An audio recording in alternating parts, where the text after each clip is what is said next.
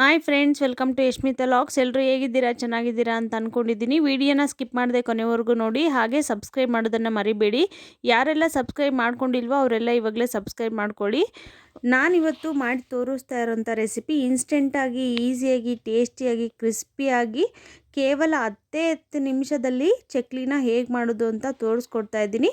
ನಾನು ಹೇಳೋ ಟಿಪ್ಸ್ನ ಫಾಲೋ ಮಾಡಿ 100% ಚಕ್ಲಿ ಚೆನ್ನಾಗಿ ಬಂದೇ ಬರುತ್ತೆ. ಫೇಲ್ ಅಂತೂ ಆಗೋದೇ ಇಲ್ಲ. ಬನ್ನಿ ಅದಕ್ಕೆ ಬೇಕಾಗಿರೋಂಥ ಇಂಗ್ರೀಡಿಯೆಂಟ್ಸ್ನ ನೋಡೋಣ. ನಾನಿಲ್ಲಿ 2 ಬೌಲು ಅಕ್ಕಿ ಹಿಟ್ಟು ತೊಗೊಂಡಿದ್ದೀನಿ.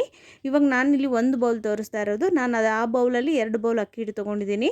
ಹಾಗೆ 1 ಬೌಲು ಕಡಲೆಪಪ್ಪು, 1/4 ಟೇಬಲ್ ಸ್ಪೂನು ಹಿಂಗು, 1 ಟೇಬಲ್ ಸ್ಪೂನು ತುಪ್ಪ, 1 ಟೇಬಲ್ ಸ್ಪೂನು ಓಂಕಾಳು, ರುಚಿಗೆ ತಕ್ಕಷ್ಟು ಉಪ್ಪು, ಅರ್ಧ ಟೇಬಲ್ ಸ್ಪೂನ್ ಅರಿಶಿನ, ರುಚಿಗೆ ತಕ್ಕಷ್ಟು ಖಾರದ ಪುಡಿ.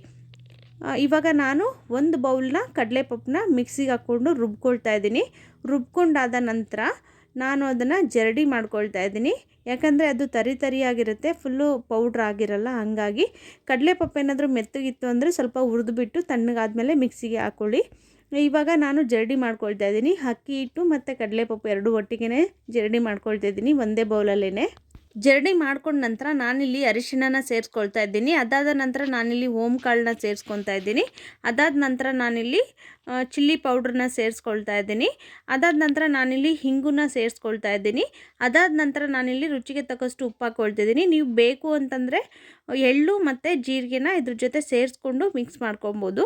ನಾನು ಇವಾಗ 1 ಬೌಲಲ್ಲಿ ತುಪ್ಪನ ಕಾಯೋದಕ್ಕೆ ಇಟ್ಟಿದ್ದೀನಿ. ಅದು ಕಾದ ನಂತರ ಇದೆಲ್ಲ ಅಷ್ಟೊತ್ತಿಗೆ ಮಿಕ್ಸ್ ಮಾಡ್ಕೊಳ್ತೀನಿ. ಎಲ್ಲದನ್ನು ಮಿಕ್ಸ್ ಹಾಕಬೇಕು, ಹಿಟ್ಟೆಲ್ಲನೂ ಮಿಕ್ಸ್ ಮಾಡಿದ ಮೇಲೆ ಚೆನ್ನಾಗಿ ಕಾಯಿಸ್ಕೊಂಡು ನಾನು ತುಪ್ಪನ ಇದ್ರ ಜೊತೆ ಸೇರಿಸ್ಕೊತಾ ಇದ್ದೀನಿ.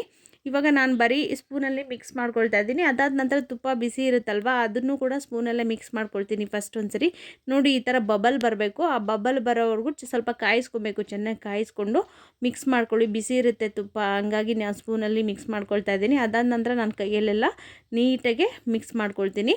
ಅದು ಮಿಕ್ಸ್ ಮಾಡ್ತಾ ನೋಡಿ ಈ ಥರ ಉಂಡೆ ಆಗಬೇಕು. ಉಂಡೆ ಆಗಿ ಈ ಥರ ಹಿಂಗೆ ಪ್ರೆಸ್ ಮಾಡಿದ್ರೆ ಕ್ರ್ಯಾಕ್ ಆಗಬೇಕು. ಆ ಥರವರೆಗೂ ಮಿಕ್ಸ್ ಮಾಡ್ಕೊಬೇಕು ಚೆನ್ನಾಗಿ ನೀವು.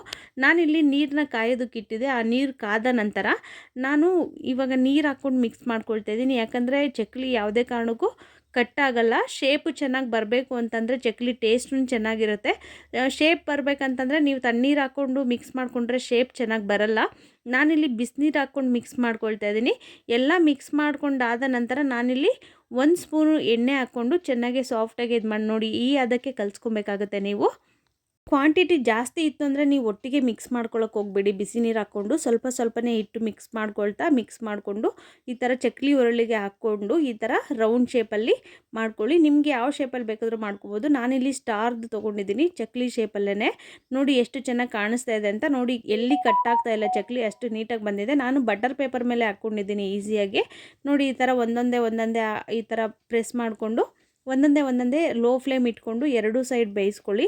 ಹೈ ಫ್ಲೇಮಲ್ಲಿ ಎಣ್ಣೆ ಚೆನ್ನಾಗಿ ಕಾದಿರಬೇಕು. ಅದಾದ ನಂತರ ಮೀಡಿಯಮ್ ಫ್ಲೇಮಲ್ಲಿ ಇಟ್ಕೊಳ್ಳಿ.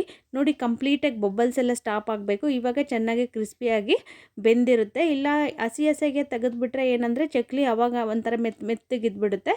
ನೀವೆಷ್ಟು ಚೆನ್ನಾಗಿ ಫ್ರೈ ಮಾಡ್ಕೊಳ್ತೀರಾ ಆಯಿಲ್ ಮೀಡಿಯಮ್ ಫ್ಲೇಮ್ ಇಟ್ಕೊಂಡು ಅಷ್ಟು ಚೆನ್ನಾಗಿ ಬರುತ್ತೆ. ಮತ್ತು ನೀವು ಹಂಗೆ ಬಿಟ್ಬಿಟ್ರೆ ಒಂದು ಕಡೆ ಸೀದೋಗ್ಬಿಡುತ್ತೆ.